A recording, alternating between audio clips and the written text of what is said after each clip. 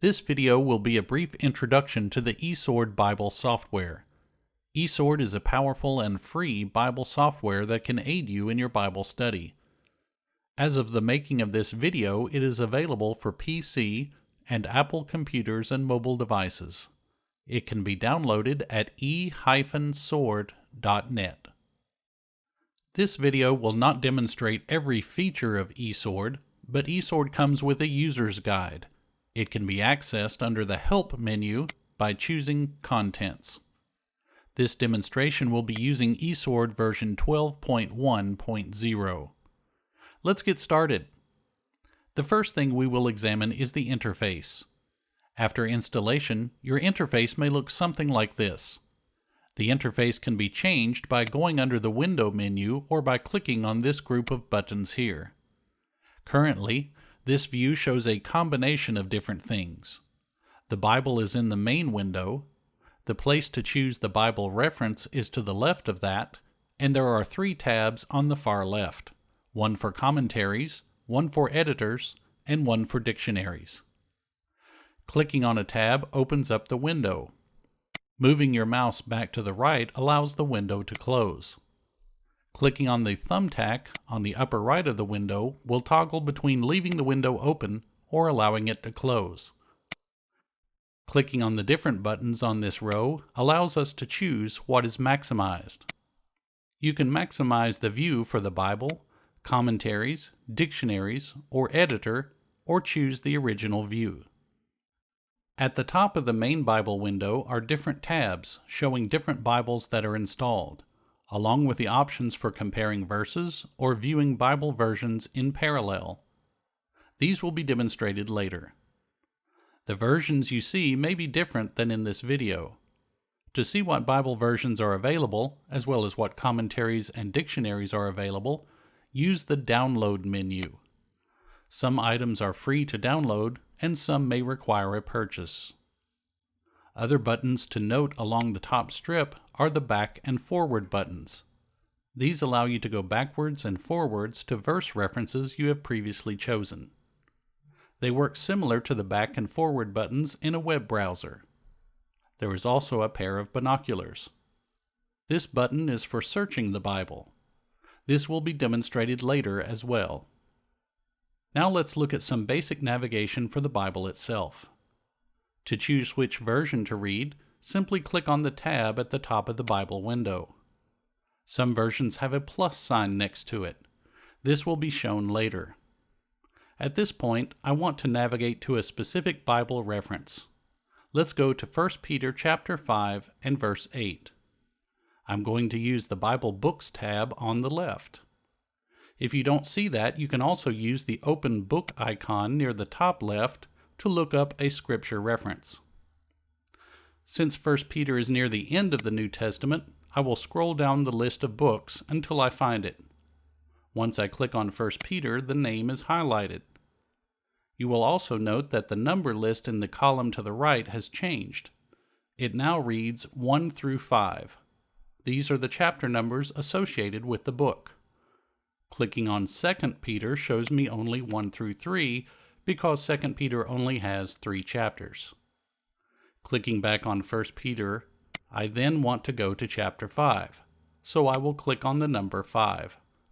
I can then read verse 8. If you don't see verse 8, you may need to use the scroll bar on the right side of the Bible window to scroll down.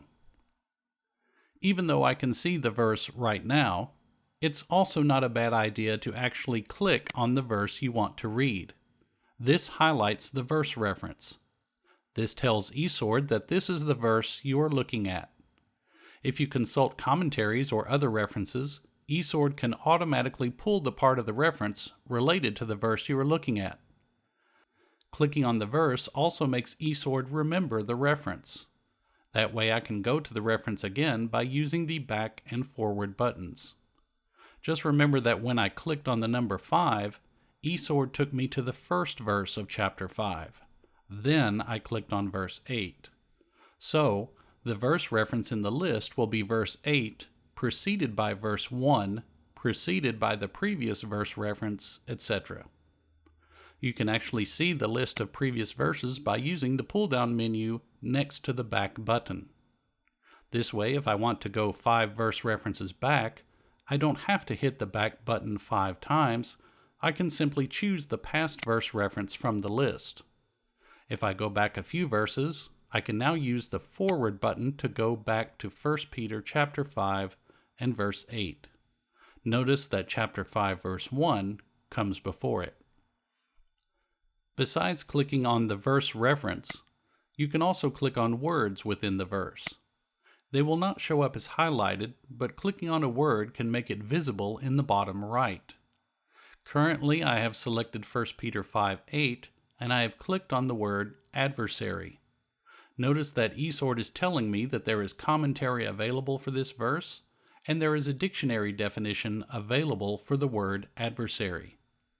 Opening up the commentary tab shows me the commentary, and opening up the dictionaries tab shows me the definition. If you don't see anything right away, look for the tabs with the I for information in the blue circle. These icons show you that this tab has information based on what you are looking at. In this case, in the Dictionaries tab, I have 2 references installed that have information on the word adversary. If you are studying a certain verse and want to see how it reads in different versions, then you can click on the verse reference you are studying and choose the Compare tab. Now you will see the different renditions of the verse in the different versions you have installed. Even if you have a version installed that is not currently visible as a tab, the Compare button will still show that version's rendition of the verse. I have more versions, including Greek versions, installed. However, for this video, I have made the tabs hidden. However, Compare still pulls up verses from these versions. You can control which versions you want to see in tabs by going to Options and Resource Settings. Simply check the versions or commentaries or dictionaries you want to see and uncheck the ones you don't want to see. Again, this only controls what you see in tabs, but will not affect the Compare feature. You can also compare versions more in depth by using the Parallel feature. After clicking on this tab, you can use the pull-down menus to choose different versions to view. They will be shown side by side for comparing more than one verse in different versions.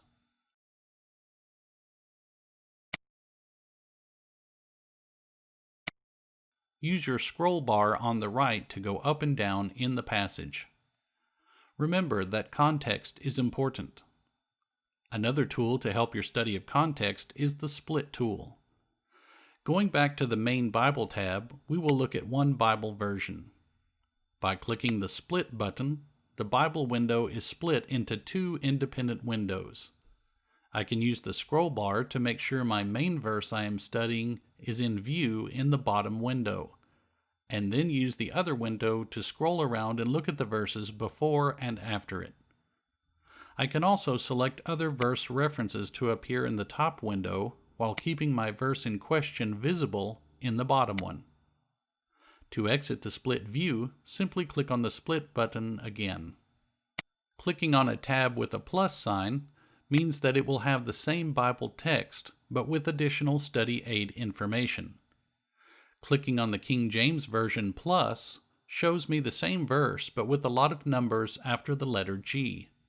These are called Strong's numbers, and they correlate with Strong's dictionary, even though other dictionaries or lexicons use the same numbering system. The G stands for Greek. Looking at passages in the Old Testament will give you Strong's numbers after the letter H for Hebrew. The information next to the word adversary gives me G476.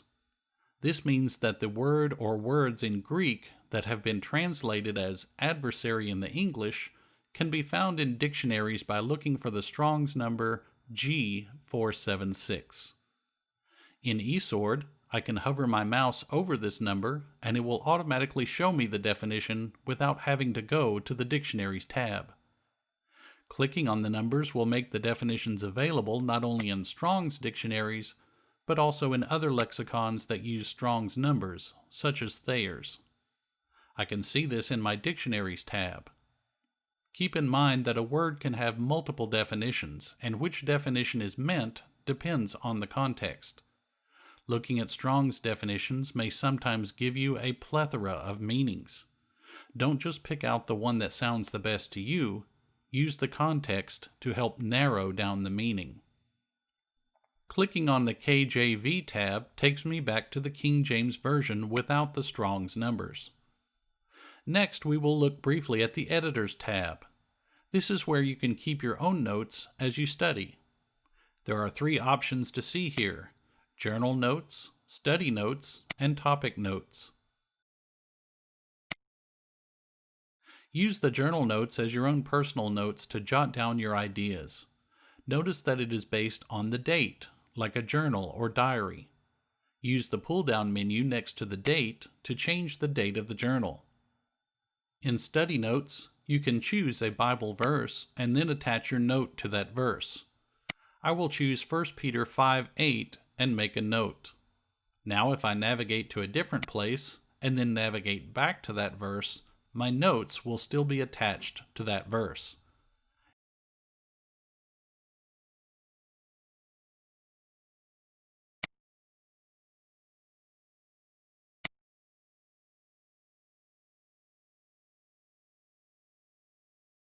You can make a lot of notes about verses and have them available at your fingertips when you come back to study those verses later. When you do a textual study, use the Study Notes tab to enter your notes about the text. The Topic Notes tab allows you to enter notes based on your topic. Choose the New Topic button to create a topic and enter your notes based on that topic. When you do a topical study, you could create a new topic and then enter the verses and ideas you have based on that topic. eSword also allows you to print out your notes. Finally, we will look at the search feature of eSword. This can be accessed by clicking on the Binoculars button. In the first box, enter your keyword or keywords for your search. Notice that there is a pull-down menu on this box. After you search for multiple things, you can go back and choose a search term from a previous search by using this pull-down menu. The next pull-down allows you to choose which version of the Bible you want to search. The next pull-down menu gives you search options which could be helpful when you have more than one word in the search term box. By default, it is set to search for all of the words. So, if I search for adversary and devil, 1 Peter chapter 5 and verse 8 comes up in the search results with both words highlighted. This is apparently the only verse in the King James Version that has both words in it. Notice that you can search for an exact phrase. For example, if I type in "unto the Lord" and leave the search set for all the words,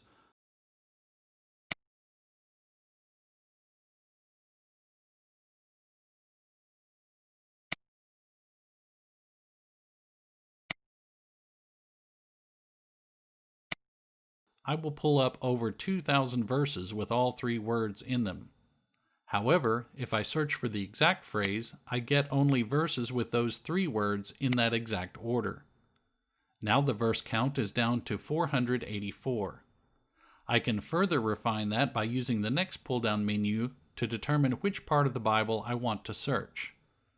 I can choose between the whole Bible, the Old Testament or the New Testament, or any division within those testaments. If I want to search for this exact phrase, when it was spoken by Jesus during his ministry on the earth, I will choose the division of the Gospel accounts and Acts. Then I will click the Binoculars button on the far right to execute the new version of the search. Now the search result only brings in 7 verses, and only one has Jesus speaking this exact phrase. For more information, see the eSword User's Guide that comes with eSword. Again, it can be accessed by clicking on the Help option in the menu and then choosing Contents. This video was produced by Truth for the World and is part of our course Basic Bible Study, available at the Truth for the World Bible College. Truth for the World Bible College is the home of high-quality, free, online Bible and Christian education. It is located at truthfortheworld.education. Keep going and keep learning.